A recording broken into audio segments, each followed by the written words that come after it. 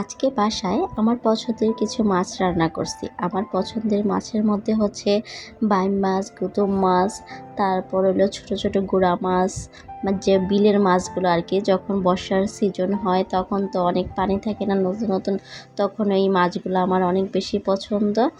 তো আজকে বাসায় হচ্ছে বাইম মাছ আর গুতুম মাছ রান্না করব, ভুনা ভুনা করব। তো এইখানে মাছটা লবণ হলুদ দিয়ে মাখাই নিচ্ছি।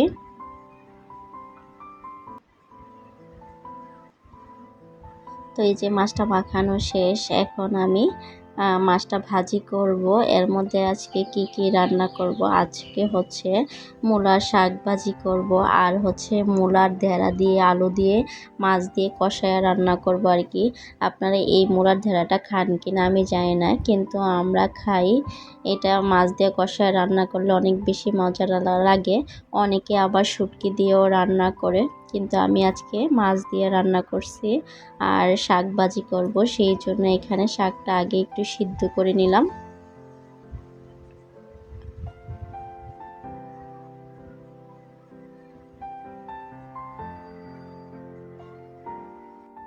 মূলা শাকের যদি সিদ্ধ করে পানিটা ফালাই দেয় তাহলে আর তিতা লাগে না, নাহলে শাক ভাজি করলে আবার তিতা লাগে আমার কাছে। তো এইদিকে মাছটা ভেজে নিচ্ছে।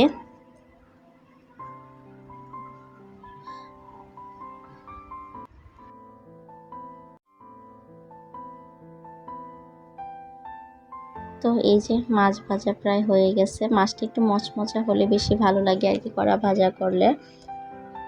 আর আজকে অনেক বেশি গরম, এই গরমের মধ্যে রান্না করতে কি যে পরিমাণে কষ্ট হচ্ছে। তো মাছটা ভাজা হয়ে গেছে। তো এই কড়াইয়ের মধ্যে এখন আমি মাছ ভুনাটা করে ফেলবো। তো আমার ফ্রিজে আবার টমেটো ছিল, ওইটা নামায়া তারপর মাছ ভুনার মধ্যে দিয়ে দিছি। তো মাছ ভুনাটা কিন্তু খেতে অনেক বেশি মজা হয়েছিল। আর এই দিকে আমি শাক ভাজি করে নিচ্ছি রসুন দিয়ে, আর সাথে একটা শুকনো মরিচ ছোটো ছোটো করে কেটে দিছি। তো এইভাবে রান্না করলে কিন্তু অনেক বেশি মজা লাগে। আপনাদের ভাইয়ার আবার মূলা শাকটা অনেক বেশি পছন্দ। আমি এত একটা মূলা শাক খাই না, খাই কিন্তু একদম অল্প খাই আর কি, কিন্তু আপনাদের ভাইয়া অনেক বেশি খায় মূলা শাক, তারপর ডাঁটা শাক এইগুলা, কিন্তু আমার পছন্দ হচ্ছে লাউ শাক। আর এইদিকে দেখেন মূলার ঢেঁড়াটা রান্না করে ফেলতেছি। তো মাছটা কষায় সব মশলা দিয়া তারপর ডাঁটাগুলা দিয়ে দিছি।